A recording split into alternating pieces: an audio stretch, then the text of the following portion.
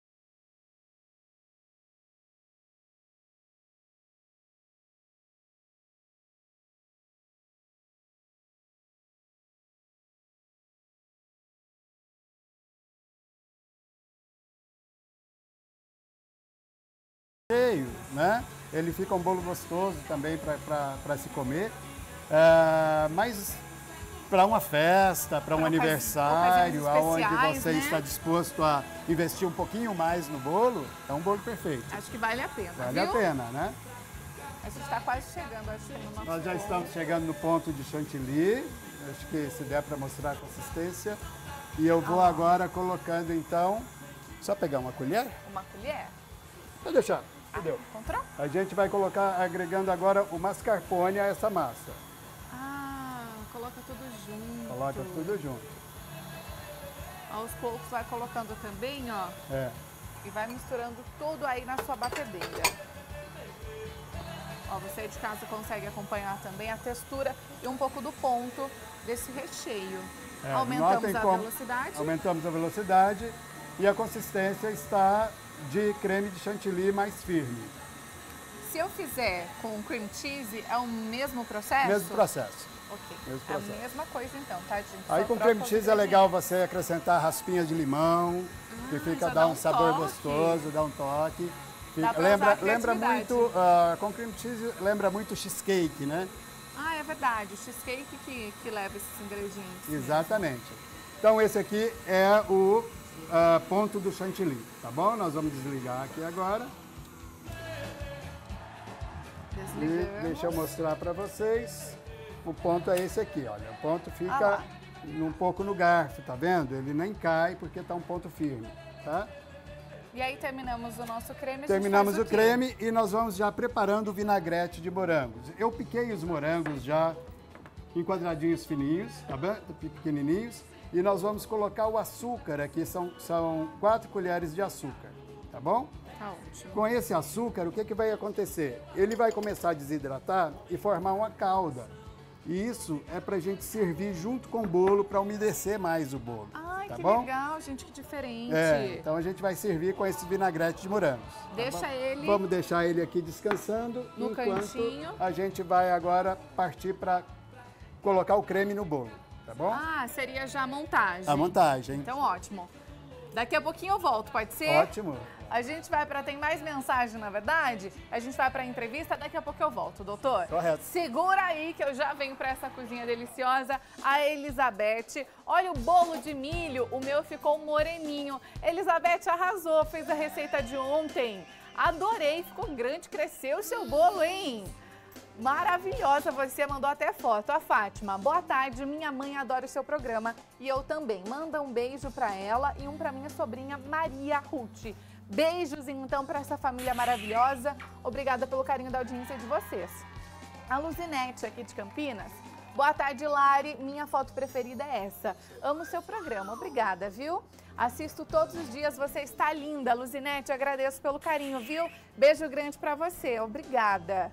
O Evaldo, nosso querido amigo aqui de Campinas. Ótima tarde. Essa foto tirei quando fui visitar minha irmã. Parabéns pelo sucesso do RF com você. Beijos, Lari. Evaldo, beijo grande pra você. Agradeço sempre pelo carinho, viu?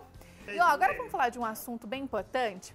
É que, de repente, após anos de dedicação ao trabalho, o empregado é surpreendido com uma situação. A empresa faliu.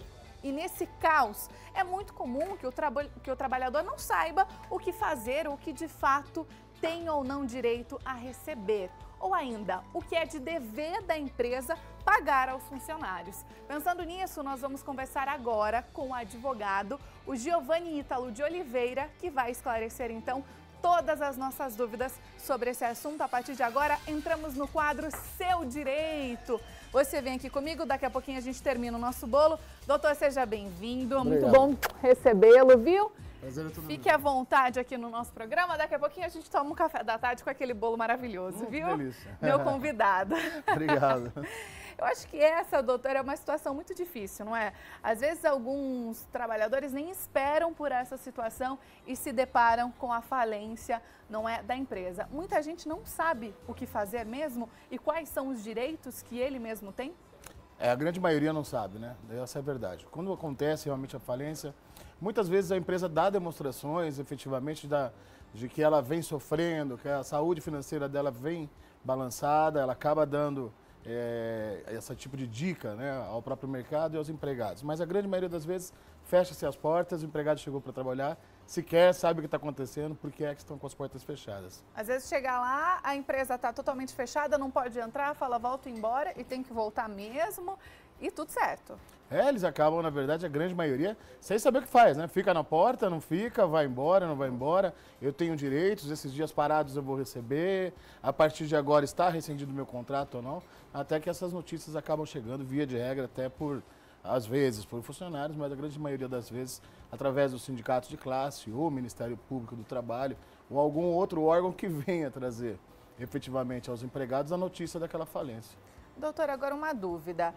A empresa, quando ela decreta falência, ela precisa provar algumas coisas para os funcionários ou não? Ela simplesmente fala, eu fali, as portas estão fechadas, você procura o seu direito. Porque, né, às vezes no mundo de hoje, algumas pessoas podem usar isso de má fé, talvez. Essa é uma grande pergunta, na verdade, porque ela acaba até se inserindo numa legislação aplicada ao direito do trabalho, já o direito do trabalho também aplicada, mas por uma alteração do Código de Processo Civil, com relação à má-fé né, para efeitos de falência, para efeitos de você esconder o seu patrimônio para pagamento dos seus credores, inclusos aí principalmente os trabalhadores, né? Então, quando são casos de má-fé e houver essa constatação, essa falência, via de regra, não é reconhecida, né? E não é a empresa que decreta a falência, é o próprio juiz que vai decretar através de um pedido de terceiros. Mas, obviamente, quando ela tem já essa intenção de deixar a quebra, ela acaba não se defendendo e a quebra normalmente é decretada. Mas observando-se a fraude, tanto o juízo da falência quanto o juízo dos demais credores, principalmente da trabalhista, que é uma outra esfera de competência jurisdicional, eles vão, obviamente, tomar as medidas protetivas para que se proteja o recebimento daqueles créditos. Excelente. Nós separamos algumas dúvidas, doutor, e a gente começa por essa. Ó, a empresa que eu trabalhava faliu. Tem algum direito? Acho que essa é a dúvida de todo mundo, né? Os direitos não escapam, porque o risco da atividade econômica é do empregador, né? O empregado não tem literalmente nada a ver com a saúde financeira da empresa, né? Se houve má gestão, ou se não houve uma gestão, se realmente for por um acaso, for por uma situação de força maior que a empresa quebrou, mas isso não pode atingir o direito dos empregados em hipótese alguma. Excelente. Vamos para a próxima tela, então. Mais uma dúvida que é muito constante quando esse assunto é colocado em pauta. Devo receber a indenização?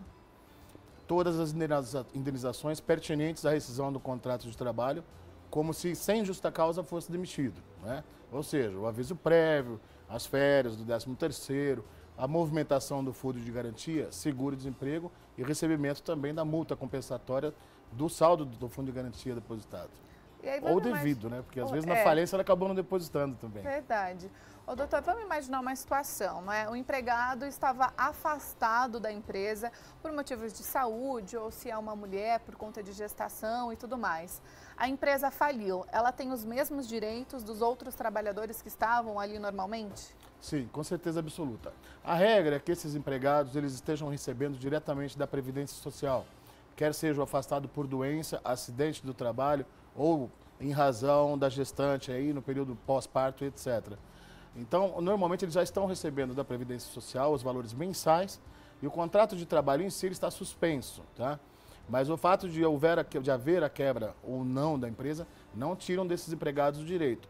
A doméstica ela vai acabar esbarrando num determinado período em que a estabilidade dela vai se cessar, né? O período estável dela. Uma vez cessado, pode-se declarar rescindido o contrato dela, porém, com todos os direitos como qualquer outro trabalhador.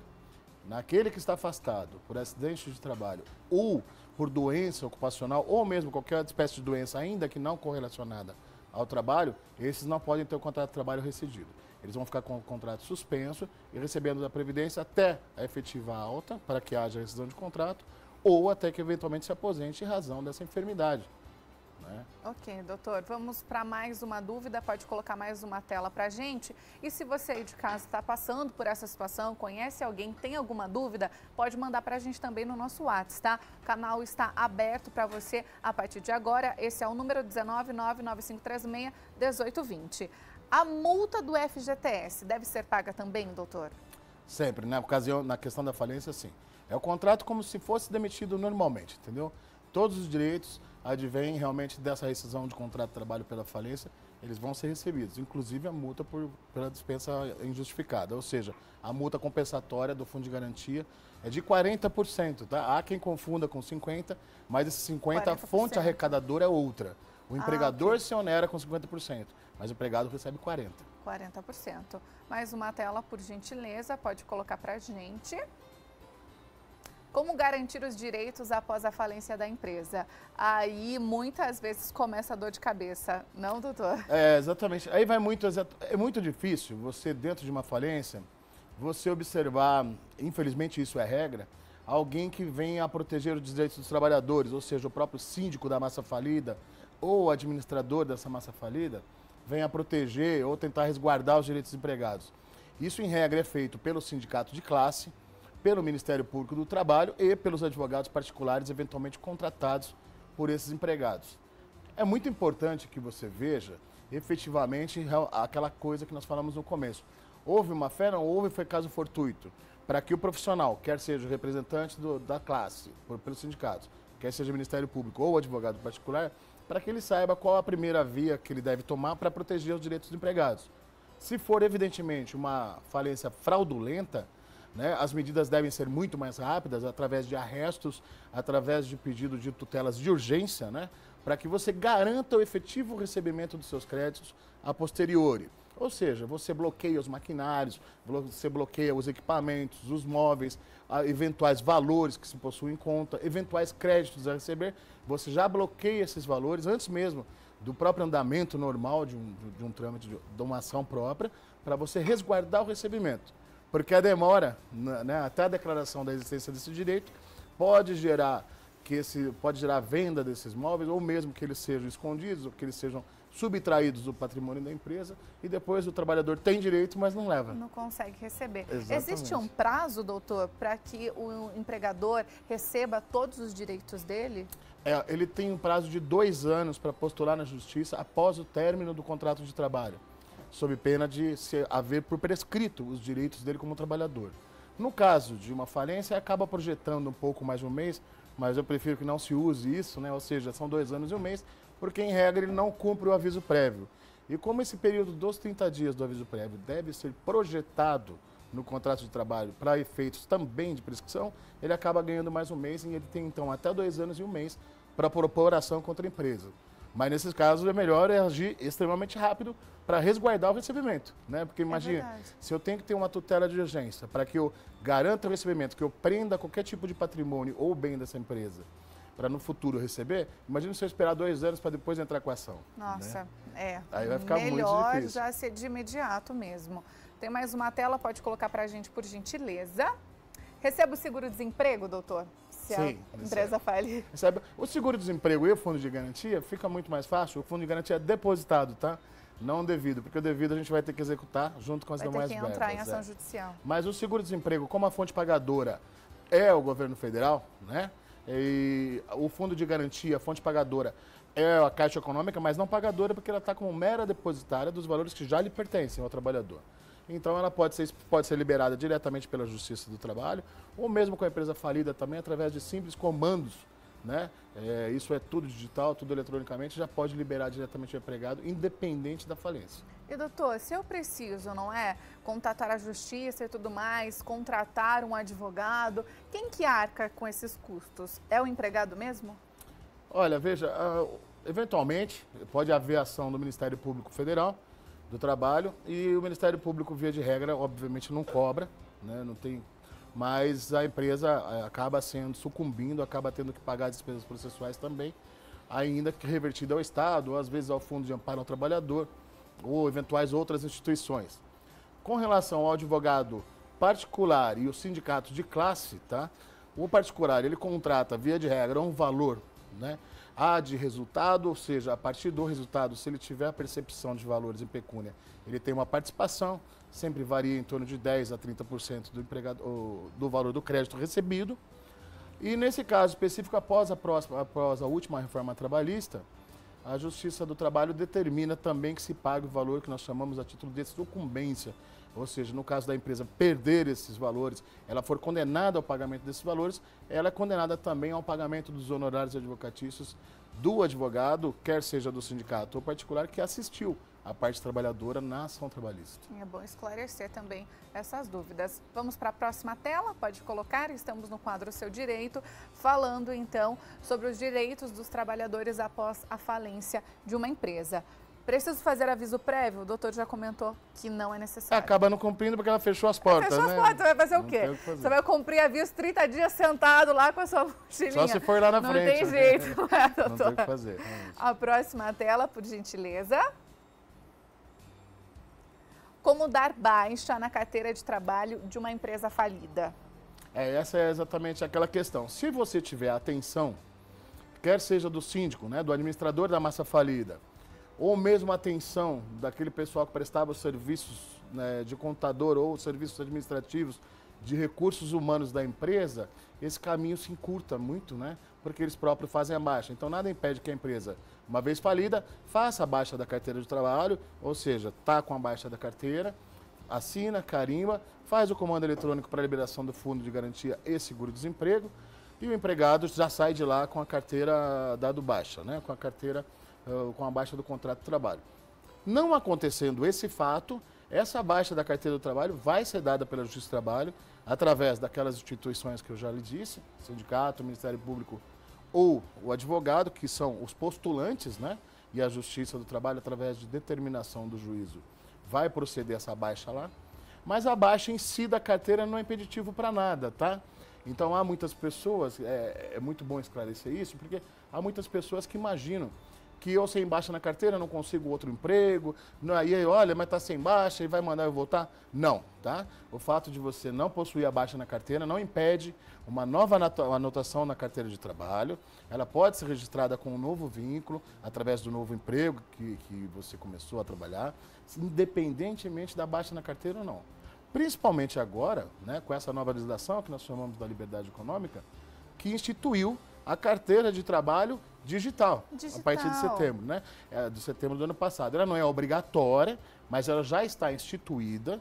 Em algumas ocasiões você já consegue obter a carteira de trabalho digital e, obviamente, ficou mais fácil ainda. Se ela é digital, verdade, basta um comando, né? A gente tem dúvidas, doutor, dos telespectadores. Pode colocar na tela, por gentileza? É o Júlio que mandou para a gente a perguntinha. E quem tem estabilidade de emprego por conta de um acidente de trabalho e a empresa faliu, como fica? Fica mais ou menos dentro daquilo que nós falávamos no começo, né? Nós falamos a respeito do empregado afastado. Veja, aquele empregado afastado por doença ocupacional, por acidente de trabalho típico, né? Como ele disse agora, seja um acidente dentro das instalações de trabalho, essa também houve uma mudança na legislação com relação à tipicidade do acidente de trabalho, tá? Essa alteração, ela prevê hoje o que existia antes de setembro do ano passado, que no percurso da sua residência até o local de trabalho e vice-versa, na eventualidade de acontecer um acidente, esse acidente poderá caracterizar acidente de trabalho para efeitos da estabilidade que o colega acabou de perguntar agora. Veja, na estabilidade, se houver a falência, ele não está afastado, ele tem direito a pelo menos um ano, né, na permanência no trabalho, até que após cessado o benefício da Previdência Social. Como há a impossibilidade de a empresa reintegrá-lo, porque ela parou de funcionar, ela é obrigada a indenizar o tempo faltante. Esse é um ano. Exatamente, com os agregados, né, com seus consecutuários, quais sejam o fundo de garantia respectivo, 13º e fundo de garantia também desse período, como se trabalhado fosse. Tem mais dúvida? Pode colocar na tela? Tem mais alguma perguntinha, gente? Agora é a próxima tela, então pode colocar, que é sobre a lei. O doutor já comentou com a gente que é a lei da liberdade econômica. O que é e o que muda, então, doutor? Basicamente, algumas coisas o doutor já foi pincelando pra gente. Ô Larissa, eu fico muito à sua disposição para ver o tema que você gostaria hoje, eu não me lembro da chamada específica que foi feita com relação aos espectadores. Mas veja, ela acabou abarcando, na lei de liberdade econômica, ela acabou abarcando algumas matérias diferenciadas no âmbito trabalhista, no âmbito tributário, empresarial e também no âmbito civil, né? Ela pegou de uma só lei, ela alterou vários artigos de cada dispositivo específico. Ou seja, a lei civil mudou, a lei trabalhista mudou, a lei tributária também mudou, né? E administrativo também.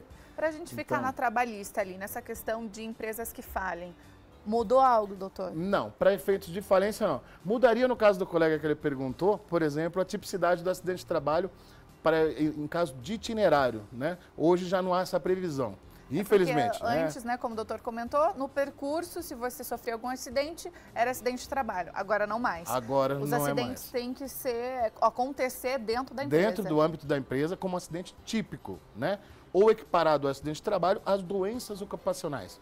Né? Qualquer tipo de doença, por exemplo, que estejam dentro do grupo das LE, né? Síndrome do túnel do carpo, tendinossinovite, tendinite, bursite, todas as ites da vida causadas em razão da espécie de trabalho desenvolvida, elas caracterizam também acidente de trabalho, né?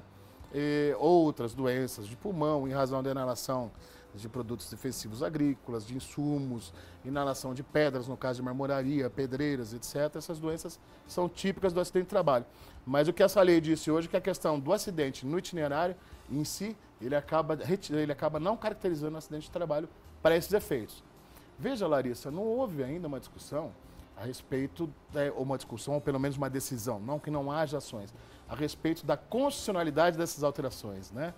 Então, mas a lei vigendo hoje, que está em vigência hoje, é nesse sentido. Não há o acidente de trabalho. Na trabalhista, especificamente, ela alterou isso, ela alterou a questão, ela criou, né? Eu aí já acho que a gente tem que se atualizar no mercado, ela criou a carteira de trabalho digital, né? Que isso vai ser muito importante para o trabalhador, principalmente porque ele vai poder visualizar se a carteira está lá registrada direitinho, se não está, né? Porque às vezes a simples anotação na brochura, na carteira de trabalho, não quer dizer que aquele registro está sendo contemplado, se ele está sendo cumprido, ou seja, se ele foi levado ao conhecimento do cadastro geral dos empregados e desempregados, se foi levado a efeito o depósito de fundo de garantia, se a Previdência Social está sendo recolhida ou não. Com o digital, com a carteira digital, é muito mais fácil, porque todas essas informações do trabalhador, elas estão reunidas num único local digital em que você verifica se o seu contrato de trabalho está em vigência e se ele está ok. Isso então, vai ser muito produtivo, super mudança. Muito bom. Mas há aquelas outras discussões gerais, né, no caso específico da mudança, por exemplo, o trabalho aos domingos, né? Hoje não há necessidade de pagamento também da dobra nos domingos trabalhados. Não existe mais. Não, se você compensar por um dia na semana, você não precisa pagar os 100%, né? E o empregado, nesse caso... Então, o empregado compensa um dia na semana, é isso? Compensa um dia na semana. Um dia ele não trabalha... É isso? Exatamente. Um dia na semana ele não trabalha, mas no domingo ele não ganha mais 100%. No domingo não ganha mais 100%. A obrigatoriedade vai ser da concessão de pelo menos um domingo ao mês, né? Mas os demais domingos vão ser remunerados com uma remuneração normal. Desde que haja uma compensação durante a semana. Mas isso é obrigatório ou é algo que a empresa decide se vai fazer ou não? A empresa que decide. A empresa que decide, se ela abre aos domingos e ela quer contratar o trabalhador para que ele trabalhe aos domingos, ela não se onera com isso, tá? E aí a grande discussão é isso. Poxa, então eu tirei o descanso do trabalhador. Veja, Larissa, há duas correntes, né? Aquela corrente que vai abraçar toda a questão da cúpula trabalhadora e dizer, poxa, acabou, e a vida social dele, como é que funciona? Pô, mas domingo não está mais com a família. Olha, Larissa, eu tenho certeza absoluta, né, vendo por uma outra corrente, que você trabalha os domingos, você se prepara nos domingos, né? Eu já cansei de trabalhar os domingos, principalmente quando fazia plantões, etc., no começo de carreira. Policiais, médicos, todo mundo trabalha os domingos. Quem não trabalha os domingos é o desempregado, né? Então, pensando por essa ótica, o desempregado ele nem sabe mais o que é sábado, domingo, feriado, porque para ele todo dia é o mesmo dia. É o mesmo sofrimento, é a mesma depressão, é a mesma falta de dinheiro, e aí sim o convívio social dele está comprometido. Ficaria muito melhor se você está empregado e trabalhando aos domingos e tendo uma folga durante a semana para trabalhar com o seu convívio social, do que você ter todos os dias de folga. Estar desempregado, Não adianta você abraçar uma questão e falar assim, não, o empregado não vai ter direito, e agora ele perdeu o domingo. Ué, desempregado ele tem todos os domingos, o que é melhor? Né? Então é melhor eu estar empregado. É um bom questionamento, né? Se você ligar a TV, você vai me encontrar todos os domingos. Todos aqui na telinha da Rede Família. E você reclama? Não, tá ótimo. Graças a Deus, a gente só agradece. Exatamente. Mas alguma coisa mudou, doutor? Na trabalhista é basicamente isso, né? Foram essas principais mudanças. Algumas mudanças muito boas ao pequeno trabalhador, vamos dizer assim, o pequeno empregado, ao o pequeno empresário, que via de regra é um trabalhador que ele só saiu, né, para ir trabalhar sozinho. Vamos dar a título de exemplo. Uma cabeleireira, uma manicure, alguma esteticista, alguma coisa. Então, para a montagem desses negócios, né, que são pequenos, né, não há nenhum risco, a questão da obtenção, já havia uma previsibilidade de inscrição como esse tipo de profissional. Mas agora, para você abrir um espaço, para você receber seus clientes lá, já houve uma desburocratização com relação à abertura desses espaços. Então, hoje, por exemplo, quando eu vou pedir à prefeitura a autorização, chamado alvará, para funcionamento, eu já posso começar imediatamente a funcionar enquanto tramita essa documentação e depois da aprovação ou não é que se vai discutir se há alguma ilegalidade. Mas estando dentro dos requisitos da lei, eu já posso trabalhar. Antigamente, em tese, eu tinha que pedir à prefeitura que nos trouxesse, que autorizasse o início do funcionamento. Para autorizar o início do funcionamento, só através da expedição do alvará. E a expedição do alvará, nós caímos naquela discussão, que hoje, inclusive, estamos falando a respeito do servidor público. Então, eu não sei se ele trabalha pouco, se ele trabalha muito, ou se há falta. Dos servidores públicos, nas instituições que eu conheço, há muita carência do profissional. E a gente não pode encarar isso como falta de competência do profissional. Muito pelo contrário, eles estão exacerbados e cheios de trabalhos.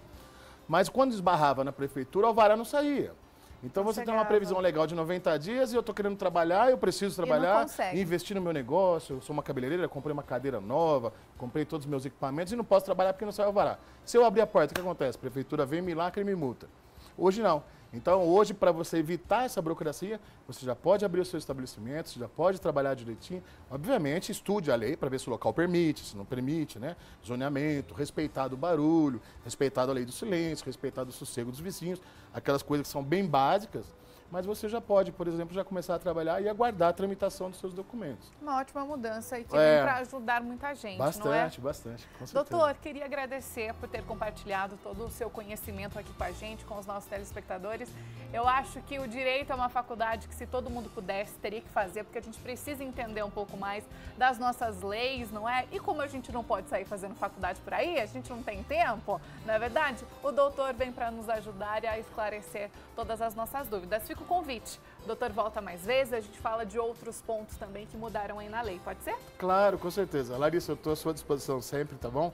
E é muito gostoso o seu programa, eu estou esperando aquele bolo lá, não vou embora já não. Claro, não, pode ficar aqui, a gente vai tomar café da tarde juntos ainda, já viu o gordinho que não quer um bolo? Eu gostei que o doutor chegou e falou assim, eu vou provar isso aqui, viu? É do meu time. A gente manda ver no garfo, doutor. Com certeza. Tá tudo certo. Tem mensagem pra gente? Pode colocar na tela? A Thelma mandou foto também. Olá, essa foto eu tirei na ótica, provando os óculos novos. Eu gosto muito do programa de vocês. Adorei o óculos novo, viu, Thelma? Combinou super com o seu rosto. Tá lindona. A Ana Lívia de Indaiatuba, essa é a foto que eu mais gosto. Beijão. Ai, que graça. Ana, beijo pra você, viu? A Mara de Limeira, nossa querida amiga. Boa tarde, minha flor do dia. Essa é a minha foto preferida. Tirei ela quando fui visitar minha melhor amiga. Beijos pra você e toda a equipe. Mara, tá gata, viu? Adorei a foto. Beijo grande. O Josiel, boa tarde. Essa é uma das minhas fotos favoritas. Quando minha mãe foi me visitar no meu trabalho. Que delícia, né? Quando a gente encontra a mãe é sempre tão gostoso. Eu adorei a foto. Obrigada por ter compartilhado com a gente esse registro, viu? E agora eu tenho um recadinho super especial para você que quer comprar o seu veículo novo ou usado de qualquer marca ou modelo. Você precisa falar com a Líder Auto, com eles. Você pode comprar ônibus, micro-ônibus, vans, caminhões, cavalo mecânico, carretas, carros de passeio e utilitários, tratores e implementos agrícolas, gente, e até motos. E tudo é muito fácil e muito rápido. O crédito é liberado até mesmo para pessoas negativadas, viu? Ah, e tem crédito especial também para caminhoneiros, produtores rurais. Você é um produtor rural? Então você precisa falar com eles agora, viu? Inovar aí o seu carro ou então o que você precisa aí para trabalhar, pode ser? E tem também ofertas especiais para motoristas de aplicativos. Está esperando o quê para comprar o veículo então dos seus sonhos? Ligue agora mesmo para 0800 606 8155. Ou então você pode mandar um WhatsApp, aquela mensagem bem rapidinha, viu? O número é esse que aparece no seu televisor. Anota aí já na agenda do seu celular. 031 98252 1999. Uma equipe incrível está a postos, esperando o seu contato e pronta para te ajudar, viu? Mande uma mensagem, chama aí no WhatsApp, não perca mais tempo. É o veículo dos seus sonhos. Aí, na palma da sua mão, só você mandar uma mensaginha. É muito rápido, muito simples e muito fácil. Se você quiser saber mais, você pode acessar o site, tá? Liderautomotores.com. O veículo dos seus sonhos está lá, na Líder Automotores. A gente vai para o intervalo, é bem rapidinho. Não saia daí, RF com você, volta já, hein?